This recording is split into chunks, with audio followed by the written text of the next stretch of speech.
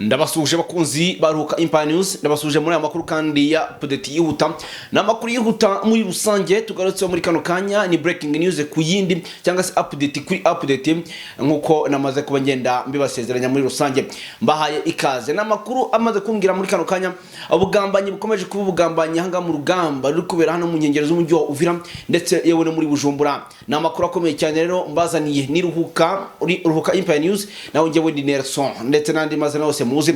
ndetse yewe nagatambaro soon as possible ndaza kuba nkagarura mu buryo cyangwa ubundi kuko namaze kubona ko ibintu byamaze kuba biba ibindi bende hanyuma rero ntawe nibuze kubabwira incamake za makuru ahubwo reka mpite mfatiraho nanzike muri ya minota yacu mike cyane aho rero mu byukuri ahangaha muri Uvira ibintu byamaze kuba ibindi bindi hanyuma nyuma yuko leta ya FRDC cyangwa se leta ya Kinshasa yamaze kubona ibintu byakomeye igahita imanura amadrone karabutaka yo kuza guhashya umutwe nyeshyamba M23 ariko mureke amakuru yacu mbazanya here ahangaha indani mu byukuri aho butuvugana umucancuro ari kuvuga ubugambanyi bukabije ndetse muri rusange bukaba byamaze kuba bari gusubiranamo abazarendo FRDC ndetse n'abacancuro muri rusange kubera ibitero bari kugabwaho ahangaha muri bice bya za Uvira mu nkengero zayo zinjira umujyi wa Uvira namakuru tugezeho muri kano kanya rero aho ibintu tangiye guhinduka kuri tele y'imirwano mwabantu mwe hari amakuru ari kuvugwa ahangaha muri Republika Demokarasi ya Kongo atari meza cyane gato kubera urugamba rusa nkaho rwamaze kuba ruhindura isura muri rusange namakuru akomeye cyane nyemerera mbaze kumbwira ko umugabo Evariste Ndayishimiye uyu ni president w'igihugu cy'u Burundi yamaze kuba atumizaho intumwa ye ahangaha mu yihariye mu mujyi wa Uvira kureba koko ibiri kuvugwa nimba rukuri amakuru ari kuvuga ko ingabo z'u Burundi zatangiye gushinja kugambanira abacancuro uyu ni wa mwuka mubi rero tayari utangiye mu rugamba ahangaha kandi bakunda kuvuga ngo iyo umuntu agiye gutsindwa cyangwa se umwuka w'intsinzwi utangira kugaragara hakiri kare iyo bamwe muri bo badatangiye kumvikana mu byukuri bakajya mu byo kuvuga ngo n'ukugambana umucancuro yamaze kuvuga ko umurundi arimo kugambana kandi nawe ubwe ari kwasiga ubuzima mu rugamba rukomeye cyane amakuru avuga ko nyuma y'iko hari ibitero byabaye mu byukuri nyuma ko hari ibitero byabaye mu byukuri ibitero bikomeye cyane ahangaha muri muce bya za Kirimba cyangwa se muce bikwinjira mu gihe Uvira rwagati bikaza kurangira bisubiye inyuma biravuga ko haguyemo ingabo nyinshi z'abarundi izindi z'abacancuro bake cyane bakasiga ubuzima mu gihe abagerageje kwataka ibirindiro bigeza kuri bitatu ndavuga abacancuro bagerageje kwataka ibirindiro bigeza kuri bitatu by'umutwe nyeshyamba wa M23 batatu muri bo basize ubuzima abandi bagafatwa amatekwa abandi bakirukanka cyane mu byukuri rero ubu tuvugana urugamba rwamaze kuba urundi hanyuma abacancuro baguye muri urugamba bo batangiye kuvuga ko bari kugambanirwa n'ingabo cyangwa se n'abazarendo ndetse yewe n'ingabo z'u Burundi aha rero akaba hatangiye kuba uruntu bakaba batari kumvikana amakuru avuga ko rero butuvugana Evariste Ndayishimiye yafashe umwanzuro wo kohereza intumwa ye yihariye ahangaha kugira ngo ize kureba koko ibiri kuvugwa nimba ari ukuri ariko kandi mwibuke ko mu minsi mike cyane itambutse uyu mugabo yahise atumiza ingabo ze ngo azishyira ku nkengero z'umupaka ndetse mu gihugu cy'u Burundi avuga ko ngo ashobora kuba yatungurwa n'inyeshyamba za M23 zikamwataka ngo nta bwirinzi buhagije afite niyo mpamvu yafashe abari bari kuri front line ku rugamba aba bakomando yizeye arangije ahita ababwira ati nibakorere plus strategique bagaruke baze kurinda igihugu cyo muri rusange amakuru mazene muri kano kanya rero nta yandi nubwo nuko tuvugana mirwano ikomeye cyane ikomeje kuba ndetse ikagwamo ingabo nyinshi zo kurande rwa Kinshasa ariko izi ngabo nazo ubwazo zikaba zikomeje kugenda zigaba igitero ku mutwe w'inyeshyamba M23 ku byo komeye cyane muri axe zose zigiye zitandukanye amakuru mfite rero atari ivumbi hari urugamba rwabereye mu Rugezi ibi bice byose ni bice biri kuri kote y'igihugu cy'u Burundi ndetse ni bice biri kuri kote ya Uvira ahangaha yaho kivuga Rugezi abenshi bahita bahumva muri rusange reka bumve ibiri kubera ahangaha muri Rugezi uko bihagaze muri rusange aya makuru yose twakomeje kugenda tuyakurikirana kugira ngo tubusheho kugenda tubabwira what's going on Rugezi hakomeje kubaramo urugamba rukomeye cyane ihuriro ry'ingabo rya Republika Demokarasi ya Kongo zabyutse zigaba ibitero mu Rugezi mu majyepfo ashyira uburengerazuba bwa centre ya Minembwe muri Kivu y'amajyepfo ibi bitero kandi byatangiye hagana mu gitondo cya kare kuri wa kabiri ku itariki 15 z'ukwa karindwi 2025 aho byagabwe mu byukuri mu duce dutandukanye two muri Rugezi ariko kandi bikaba byakozwe n'ihuriro ry'ingabo zirwana ku ruhande rwa leta ya Kongo amakuru kandi ava muri ibyo bice ahamya neza ko byagabwe mu gace bita mucika mu kwihene no kuri Nyakirango ndetse ariko kandi no mu nkengero z'uduce two muri Rugezi. Ni amakuru kandi agaragaza ko ku ruhande rwa leta rwagabye ibitero rugwiriyemo ingabo za FARDC iz'u Burundi n'imitwe yitwaje intwari ya Wazalendo na FDLR igizwe n'abasize bakoze jenoside yakorewe abatutsi 1994 mu Rwanda. Nyuma yuko ihuriro ry'ingabo za Kongo rigabye ibitero byakurikiyeho kandi nuko twirwaneho na M23 byahise bitabara, ubundi habaho isomo rikomeye cyane riza guhabwa izi coalition muri rusange.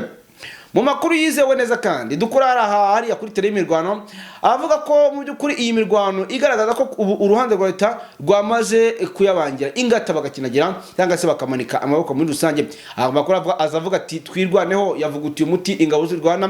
ku ruhande rwa leta Kinshasa, ubu tuvugana izo ngabo zamaze kuba zihunga zakinage ziriruka. Ntiyaramenyekana ibyaba byangiritse muri ibi bitero, ariko ubuhamye bw'ibanze twahawe ubuvuga ko ubwo abari ku ruhande rwa leta Kinshasa bahungaga bagiye bikoreye ngo ibipoyo sinzi niba mubizi, ariko ngo ni ibipoyo bigaragaza ko ngo abo muri ibyo bice hari abakomerekeyemo batari bake cyane. Bivuze ngo urwo rugamba rwo muri Rugezi abari komerekeyemo bari benshi cyane. Ubwo ibipoyo mwe mubizi muza kugenda mubisobanura mu buryo mwe cyangwa ubundi. Ariko kandi amakuru aragira uti ati umwanzi wagabye ibitero mu Rugezi twabonye yikoreye ibipoyo byinshi ari guhunga kandi akuye isomo rikomeye cyane hano mu gace muri ibi bice. Ibi bitero kandi byagabwe mu gihe hari yashize icyumweru byibuze by'umweru birenga bitatu nta mirwano ibera muri ibi bice. Ya Rugezi yagabwemo ibi bitero igezwe n'umutwe witwarwaneho ndetse no M23 kuva mu kwezi kwa gatatu uyu mwaka 2025. Iyi mitwe yombi kandi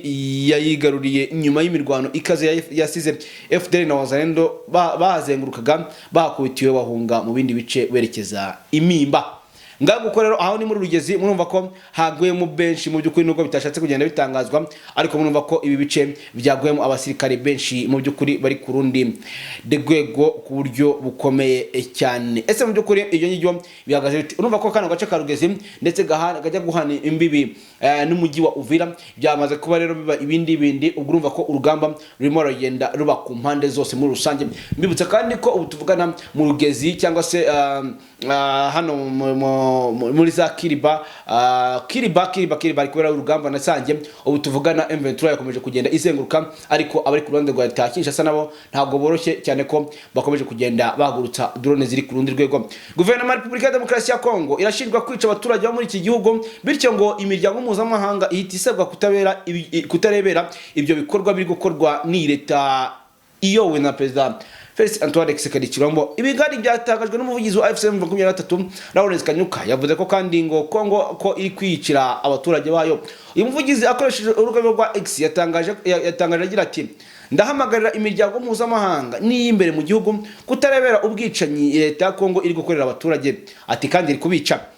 Lawrence Kanyuka yavuze ko leta ya Kinshasa ikomeje kurunda abasirikare bayo n'intwaro ziremereye hafi y'ibirindiro bya M23. Avuga ko kandi ibi bigaragaza umugambi wa leta wo gukomeza kwica abaturage batuye hafi y'ibirindiro bya M23. Uyu muvugizi kandi yanahamije ko hari abaturage biciwe mu duce duherereye muri groupement ya Kirunga ho muri territoire ya Kabare ku tariki ya 12 z'ukwa 2025 barimo nabo muri iryo huriro. Agira ati izi ngabo za leta ya Kongo zisha abaturage bane muri groupement ya Kirunga. Ibi bikorwa kandi bigaragaza ko neza ko iyi leta idaha agaciro ibiganiro bikomeje n'imigambi imbi bafite. Ibiganiro by'idaha byasubukuwe ku wa kane ku iki cyumweru gishize bikaba byahuriyeho intumwa ya Kongo n'iza FC23, ariko uyu mutwe uvuga ko leta nta bushake na buke iri kugaragazamo kuko ngo ntishyira mu ngingo iby'agahenge ku mpande zombi byo zumvikanye. Mu kiganiro uyoboye itsinda rya FC23 riri muri biganiro by'idoha Benjamin Mbonimpa yahaye abanyamakuru yavuze ko igihe cyose bageze ikatari biteze ko hasinywa amasezerano yo guhagarika intambara leta ya Kongo ngo ibitera umugongo. Yongeraho kandi ko iyi leta iri mu gukoresha abacancuro muri iyi ntambara bahanganye kuri ruhande, kandi leta nayo ishinja FC23 kuzana amananiza muri ibi biganiro. Kuva ibiganiro byatangira mu kwezi kwa gatatu uyu mwaka 2025 intambwe zibiri gusa nizo zatewe, harimo kuba FC yarakuye abarwanyi bayo mu mujyi wa Walikale no mu bindi bice bihana imbibi n'uyu mujyi, indi ntambwe nuko impande zombi zumvikanye guhagarika imirwano nubwo itahagaze neza nkuko mu bice bimwe na bimwe hakiramo imirwano iri ku rundi rwego. Ngayo nguko rero, ngayo nguko ayo ngayo niyo makuru mu by'ukuri ari kuva hakurya ngaha atubwira ko Leta Kinshasa nta gahunda nimwe ifite yo guhagarika imirwano. Turaza kuba dusimukira muri teritwari ya Walikale ariko imirwano ikomeye cyane, aho bivuga ko bazanye izindi ngabo zikomeye cyane z'abanya Ukraine ndetse ziza gusanga iz'ababirigi. Urugamba rukaba rukomeje kugenda rubera muri ibi bice cyane. Ngayo nguko reka mbashimire rero mbabwire ko mwakoze cyane, makuru tunagaruka. Bye bye.